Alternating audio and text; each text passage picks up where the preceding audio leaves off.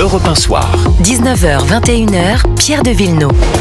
Et alors que François Bayrou est interviewé par nos consoeurs de France 2, Nathalie Saint-Cric et Caroline Roux, et qu'il justement parle de ces chefs de parti qui étaient présents à Matignon aujourd'hui. Ces chefs de parti qui d'ailleurs sont sortis de Matignon, parfois un peu dépités. Écoutez Olivier Faure qui, vous allez l'entendre dans son propos, est décidé à censurer le gouvernement Bayrou. Nous avons dit que nous étions disponibles pour un accord de non-censure. Mais encore faudrait-il que nous ayons un interlocuteur qui soit prêt à nous donner les bonnes raisons de ne pas le censurer. En l'état actuel des choses, je le dis avec en réalité une forme de désarroi, nous n'avons pas trouvé de raison de ne pas le censurer. Nous n'avons pas trouvé de raison de ne pas censurer, ça veut dire je censure, Joël Torres. Oui, le Parti Socialiste est toujours sur la même ligne. Il réclame des conditions, la réforme des retraites, pas de loi immigration. Malheureusement, on voit bien que dans l'échiquier politique actuel et dans la configuration de l'Assemblée nationale, ce n'est pas possible. Donc moi, je vais vous dire, je suis très inquiet pour la situation de François Bayrou. Je n'ai pas l'impression qu'il puisse nommer un gouvernement. Il nous dit là, avant Noël, pendant le week-end, mais je ne vois pas comment, alors qu'il a convié aujourd'hui les représentants des partis, de tous les partis, et qu'il veut faire une alliance du Parti communiste, tous les partis qui ont eu des responsabilités, qui ont eu des... Non, il est plus malin que le président de la République. Lui, il dit tous les partis qui ont exercé le pouvoir pendant la 5e République. Oula. Donc pas la France insoumise, pas le Rassemblement national. Mais je ne vois pas comment on peut avoir aujourd'hui une alliance de gouvernement viable allant du Parti communiste à la droite républicaine. Il y a trop d'écart entre ces partis-là. Alors justement, je disais tous les partis qui ont exercé pendant la 5e République, vous repreniez cette phrase de François Bayrou, quid de LFI et du RN, ils ne veulent pas les laisser sur le trottoir. Voilà ce qu'il dit il y a quelques instants sur France 2. Depuis le Parti communiste jusqu'à la droite de gouvernement républicaine, je leur dis, nous ne pouvons pas nous en sortir si nous ne sommes pas ensemble. On voit la situation, on voit les conséquences de la division. L'obstacle est immense, j'ai dit un Himalaya, et c'est exactement ce que je pense. Moi, je dis, on doit essayer. Et je crois qu'on peut y arriver. Et je crois que le chemin existe. Alors, c'est peut-être un optimisme délirant. C'est peut-être quelqu'un qui ne voit pas la réalité. Mais je vous dis avec certitude, si on ne réussit pas dans cet essai, alors c'est la dernière station avant la falaise.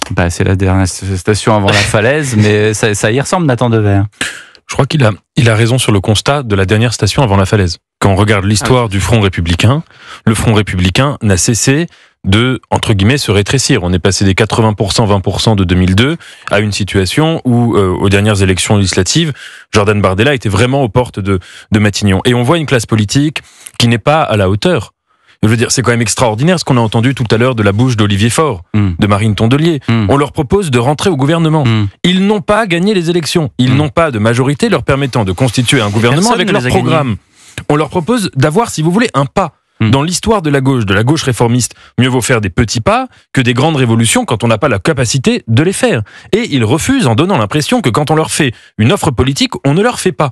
Il y a un mélange ici de mauvaise foi, de mauvaise volonté, d'aveuglement face à l'intérêt général qui fatigue les Français. Et ce que je dis, c'est pas ni sur les écolos, ni sur les socialistes, c'est sur véritablement l'ensemble de la classe politique qui fait des barrages républicains, c'est-à-dire qui demande aux Français de participer à ce barrage et qui ensuite, une fois que la chose est faite, n'est pas à la hauteur de cet engagement et qui après s'étonne de voir le Rassemblement national monter élection après élection en disant les Français nous envoient des messages. Oui, les Français vous envoient des messages et vous n'êtes pas à la hauteur.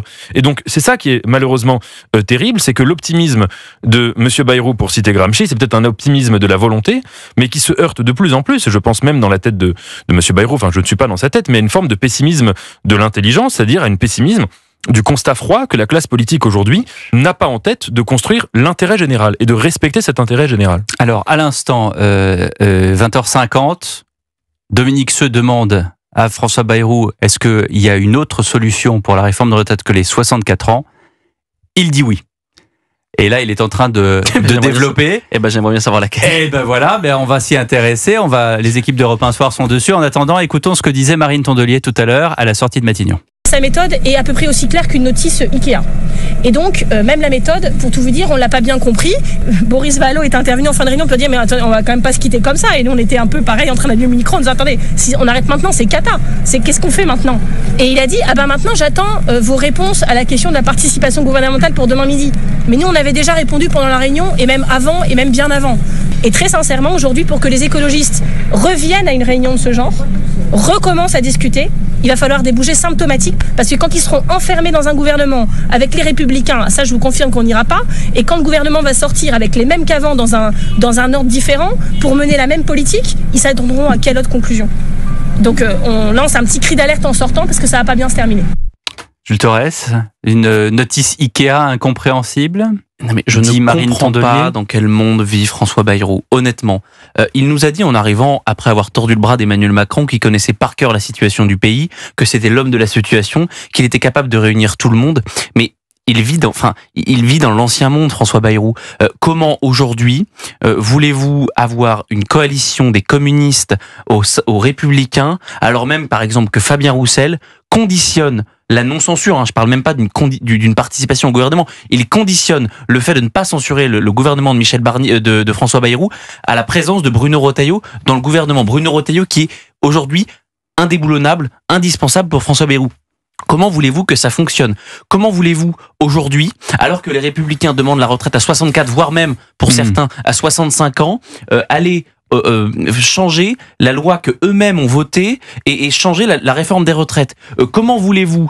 Il nous dit ce soir également qu'il n'utiliserait pas le 49.3 sauf catastrophe. Oui. C'est sauf impossible. Blocage absolu sur le budget. Voilà ce qu'il dit. Ouais. Le budget, ça fait 3 ans qu'il est voté avec le 49.3. Donc ça veut dire 49.3. Ça veut dire 49.3. Mais donc il faut de vous énerver. arrêter de mentir. Non, mais Jules, c'est très agaçant. C'est pas que c'est agaçant. Il faut juste lire entre les lignes. Je n'utiliserai pas le 49.3 sauf s'il y a blocage absolu sur le budget. Là, je l'écoute pour dire aux auditeurs, je vous écoute vous, mais j'ai aussi dans l'autre oreille ce que dit François Bayrou sur France 2. Qu'est-ce qui est plus agréable? En attendant, on tourne en rond et on a bien compris qu'il y avait un blocage absolu. Donc, qu'est-ce que ça veut dire? Ça veut dire j'utiliserai le 49.3 oui. De la même façon qu'il espère nommer un gouvernement dans le week-end, en tout cas avant Noël, qui intervient mardi soir.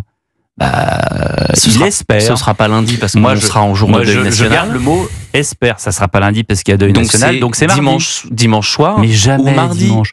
Jules, et moi ça fait une semaine que je vous dis que ce sera après Noël. Bon, Pierre, moi je ne pense pas, il n'a pas la solution. Il n'aurait pas seul. Il faut que ça soit validé par Emmanuel Macron et Alexis Kohler. En plus de cela, mais il n'a pas aujourd'hui les conditions réunies pour former un gouvernement qui peut tenir. Parce que rester là pour 60 jours, François Bayrou, c'est pas ce qu'il veut. Malheureusement, la situation politique, et c'est sa responsabilité également, il a voulu prendre les rênes, il a tordu le bras à Emmanuel Macron, on l'a assez dit, il s'est beaucoup battu pour avoir Matignon. Maintenant, c'est à lui de se battre pour réunir les oppositions, qu'elles se mettent autour de la table. Mais malheureusement, je suis désolé, mais je pense que les auditeurs d'Europe 1, quand ils entendent une alliance du Parti communiste aux Républicains, vous allez sortir la carte du lapin, je sais, Nathan Dever. Le problème, Jules, c'est que personne n'a la solution.